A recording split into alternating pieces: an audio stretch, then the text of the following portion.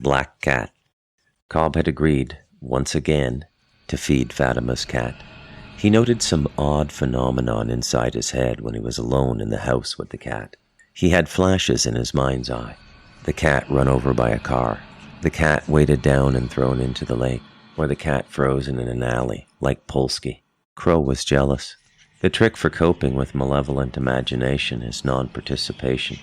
While most people regard their interiors as their absolute and sovereign province, their fundamental jurisdiction, Cobb knew what every intelligent being knows, that the interior is just another place. It had to be respected in the same way the earth had to be respected. The flashes had spoken in his mind. Some tongue and gavel had passed a ruling. There was a black robe inside him. He had to make his peace with Crow. But Crow would not come to his dream and talk to him.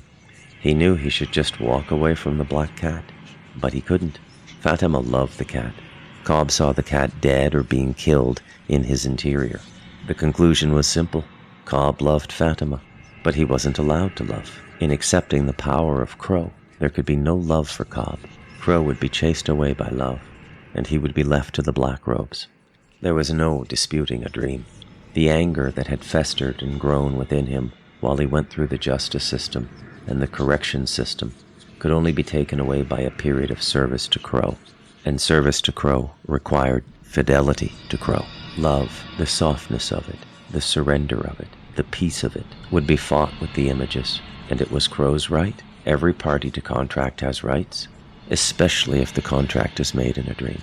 Cobb had been given the knowledge that he would have a hand in the restitution of things, the correction of wrongs, injustice, and not the justice that the white man eased his fear with. Real justice, from the position of Crow. And Crow made it impossible for him to get caught. In a sense, made him immune to being caught. The reason was simple. So long as Cobb obeyed the direction of Crow, which he intuited within him, he would never reveal a pattern of behavior that would make it possible to catch him. The Mounties relied on patterns. In the absence of patterns, they relied on things, the physical particulars of crime that were stored and saved to match with possible perpetrators in the future. Things like hair and skin and blood, things that other people used to work magic, things that Cobb never left behind. In the absence of things, they relied on patterns. From the pattern, they could find out motivation. And from motivation and pattern, they could predict behavior. But patterns were leveraged against known patterns. There were no great insights by a detective's mind. It all boiled down to anger, lust, greed, sloth, envy, gluttony, and pride. The same things that had branded human beings, since it became necessary to brand human beings. The interrogation room had taught Cobb all he needed to know about the cop mind. And he had been in interrogation rooms from the age of 11 onward. He knew dozens and dozens of people who had been in interrogation rooms, and he had listened to their stories, and he had documented everything he learned in the great repository of countercultural knowledge that his mind had become. If the cops didn't see anything they could sink their teeth into, any of Aquinas' confederates in spiritual pollution, then they went to the head doctors. And they tried to get their big heads into a recognizable pattern of behavior. But the whole thing relied on the boundaries of acceptable knowledge, and Crow was outside the boundaries, and therefore Crow was untraceable. Cobb wasn't stupid. He knew that if he wanted to continue selling smokes and weed and jacking up the white man, he had to stay allied with Crow. However, his heart, in part, wanted to stay with the black cat. He didn't know what to do. The black cat caused him no end of anguish for several days and nights, until Crow decided to stop laughing at him and visited him in a dream. In the dream, Crow is on a branch. The black cat is perched below it. The black cat is fixated on Crow, and Crow is smiling, or rather, Cobb knows the expression represents a smile, and that it represents the knowledge, the cunning, the premeditated intent. Crow swoops and the black cat pounces, but as luck becomes cat's in balance, it defers to Crow where death is concerned. The cat realizes mid-pounce that it is not going to get Crow. It lands on its paws and turns around for the next leap. Crow is right in front of it. Crow is taunting it. The black cat is proud. It is a fatal flaw in Crow's adversary. The black cat pounces and Crow moves again. The cat lands right in front of a car. Everything goes black for a moment. There is a sound. Thup thup. The dream returns to vision, and Cobb sees the red smear on the asphalt and Crow picking at the innards. Cobb woke with a shock. He got dressed and walked quickly over to the building. It was just past noon. He slept late on Sundays. He had been sleeping much more since he quit the job with the sewer company. It wasn't easy on Sundays. Mrs. Duncan made as much noise as possible on Sunday mornings. She liked to wake the heathens in her house on a Sunday morning. They may not go to church, but by God, they will not enjoy their sleep. It was her house, her rules, her spirit, her dream. When he got to the building, the door was ajar. It wasn't open, just off the frame, not in place and not bolted. He pushed the door open slowly, not knowing what to expect. There were wood splinters on the floor of the vestibule. The door had been kicked in sometime in the early morning. It was a psychic reading shop and a dungeon. The list of people who knew about it was long. He stood silent in the vestibule, breathing through his nose, subduing the noise in his chest, his heart, and his lungs. There was nobody in the house. He could sense it. The bad spirit was gone. The power of Crow was back. The guidance and protection of Crow was back. He closed his eyes and there was no flash. He was as clear as a snow-covered field. The cat was gone, and then he realized it was a bad thing. Cobb had to find the cat before it came to harm. That much became clear to him. He cursed himself a fool for ever having sex outside the Gladstone Hotel. He was in deep now. Fortunately, Cobb was a prodigious tracker, and there was a way to track a domesticated cat in a city. All was not lost. The first step was to return to the first place the cat had been, and that, of course, was inside Fatima's building. Cobb bolted up the stairs. He looked into the kitchen. The food and water dishes were on the floor where he had last seen them, and they were not empty. The cat didn't come out of any of the upstairs rooms, as it usually did when it heard him, knowing, as all domesticated animals do, that it was going to get fed. Cobb tumbled down the 4 flights of rickety stairs to the dungeon, where the cat was known to lie and sleep and occasionally kill a mouse, but it never ate them. The cat just left them for he or Fatima to cart away to some simple burial by toilet in a shroud of 2-ply kitchen tissue. The dungeon looked ludicrous by day. The whips, the shackles, the suspension riggings, the ball gags, the masks, the beautiful bearskin, they all just looked like children's toys, not the instruments of pain and fear by which Cobb had brought grown men to tears. The cat was nowhere to be seen. The next step was to circle the perimeter of the house.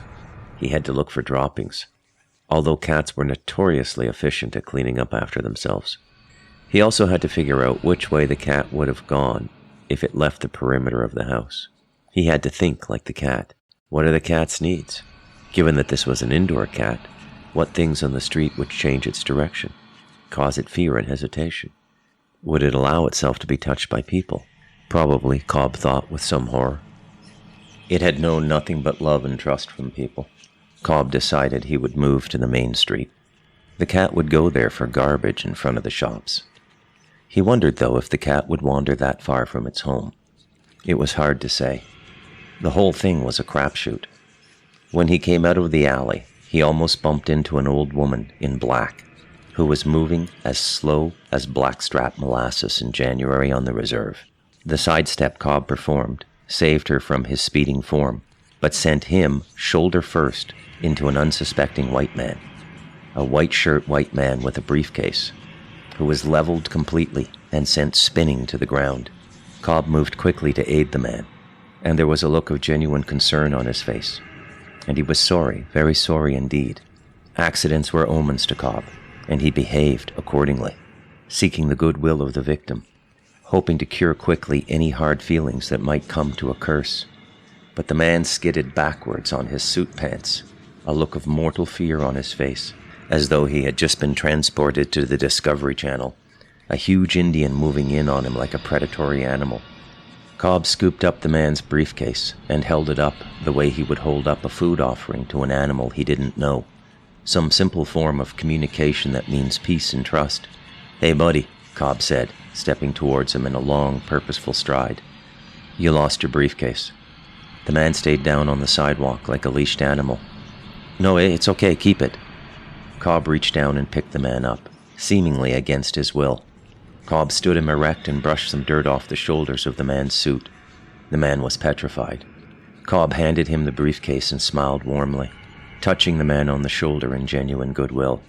"Sir," Cobb said, "that was entirely my fault. I hope you can forgive me. That was very rude." The man looked suddenly dumbfounded. That's okay, sir," he said to Cobb. "Accidents happen." Cobb and the white man parted amicably, with no curse upon Cobb. The old woman was gone. Cobb had to find her.